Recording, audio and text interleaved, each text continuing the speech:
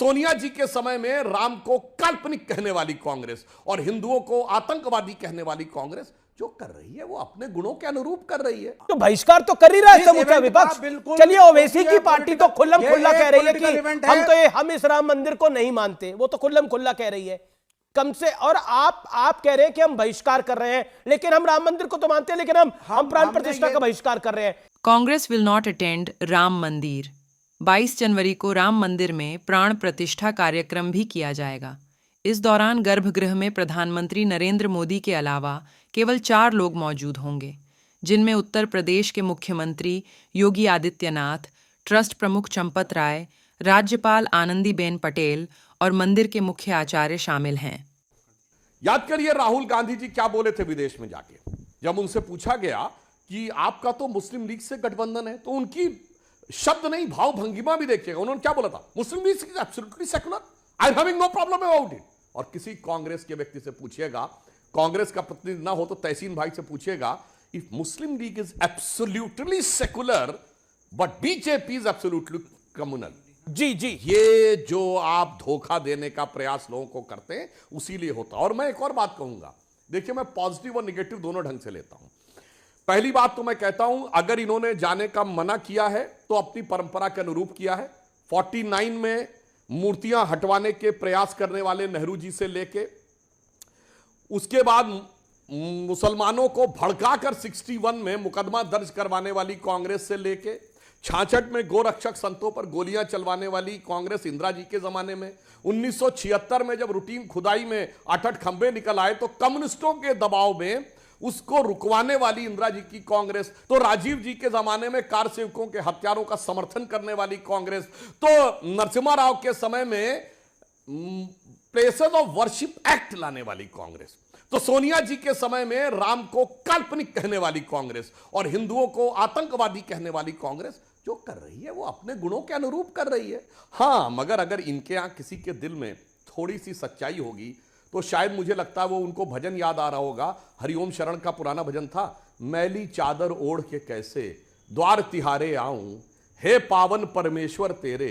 मन ही मन शर्माऊं। इनके परिवार के लोग यही बोल रहे होंगे कि मैली चादर ओढ़ के हमारा शंकराचार्य के लिए भी गा दीजिए, हम मन में शर्मा रहे हैं, मगर क्या करें राजनीति के हिसाब से ये 1990 से पहले के दौर में अटके हुए। अरे तो मुस्लिम समाज के तमाम लोग समर्थन कर रहे हैं, कई मुस्लिम कार सेवक जा रहे हैं, कई मुस्लिम महिलाएं जो ध्वजा लेके जा रही हैं, मगर ये 1990 से पहले के दौर में अटके हुए हैं। ठीक है, अब तहसीन पूनावाला की बारी है, क्योंकि उनका ऑडियो और वीडियो दोनों चला गया था। तहसीन पूनावाला जवाब की बात सुधांशु ने रखी कि कांग्रेस अपने इतिहास को फॉलो कर रही है, इतिहास को फॉलो करा है तभी राम मंदिर की प्राण प्रतिष्ठा में नहीं जा रही है, और खामियाजा हमने देखा है राम का विरोध करने का कांग्रेस का पॉलिटिकली।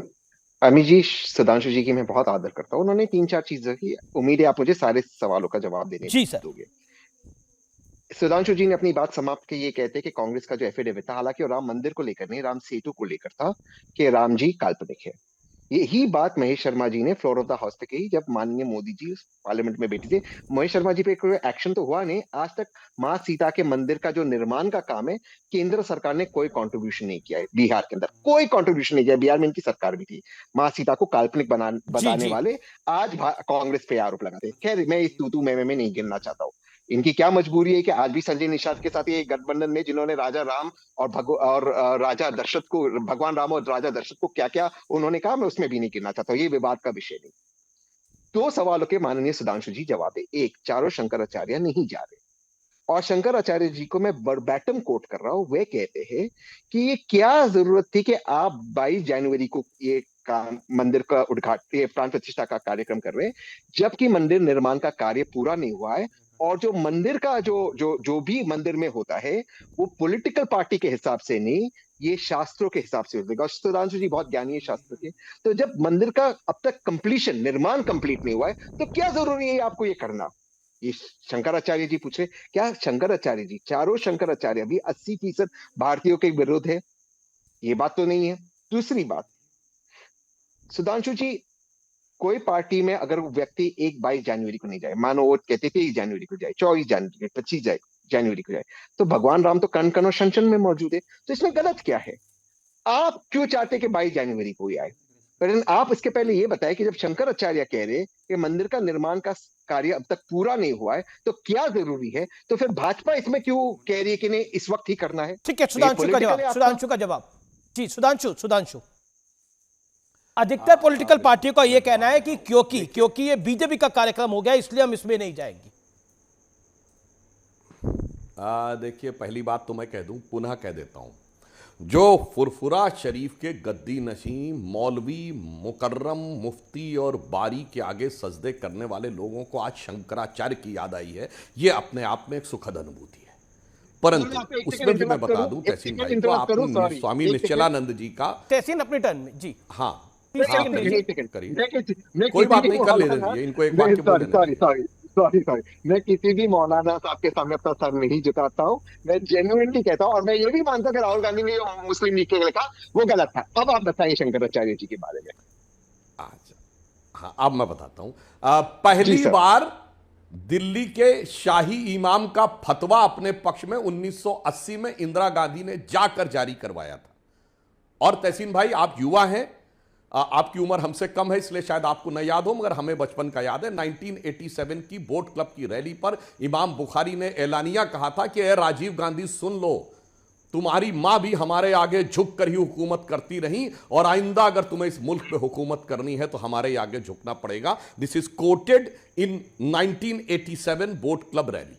तो यह बात तो पहली बात ये स्पष्ट हो जाती है। दूसरा मैं कहना चाहता हूं कि इन लोगों के सामने समस्या यह है कि हम कभी नहीं क्लेम करते। अब स्वामी निश्चलानंद जी का बयान पूरा बताओ ना मेरे भाई, मैं दर्शकों से कहूंगा जाके देख लीजिए। उनसे मोदी जी के बारे में पूछा गया तो उन्होंने कहा, प्रधानमंत्री मोदी जी की मैं इस बारे में प्रशंसा करता हूं कि कम से कम वो अपने को सनातनी हिंदू कहते हैं और जाकर वहां पर अयोध्या में प्राण प्रतिष्ठा के कार्यक्रम में जा रहे हैं। वरना अगर वो सेकुलर के चक्कर में पड़ते तो अयोध्या जाने से भी कतराते। अब ये पूरा वाक्य बोलिए ना, ठीक है, उन्होंने कुछ टेक्निकलिटी की बात कही है, उस टेक्निकलिटी के ऊपर डिस्कशन करने के लिए हम में से कोई अधिकृत नहीं है, क्योंकि शास्त्रों का जितना ज्ञान उनको होता उतना तो हमको नहीं है। परंतु जो राजनीतिक पक्ष आप कह रहे हैं, प्रधानमंत्री जी की उन्होंने स्पष्ट रूप से तारीफ की है, ये कहते हुए कि कम से कम उन्होंने ये साहस दिखाया है। और जो उन्होंने कहा कि अगर सेकुलर के चक्कर में पड़ते तो नहीं जाते, तो दिख रहा है सेकुलर वाले राम से परहेज रखते हैं और इमाम साहब के आगे सजदा करते हैं। तो दोस्तों, आज के डिबेट में आप किसके साइड खड़े थे हमें ज़रूर बताएं, और इस टॉपिक पर आपकी क्या राय है कमेंट करके बताइए, और सब्सक्राइब करें हमारा चैनल हल्ला मीटर।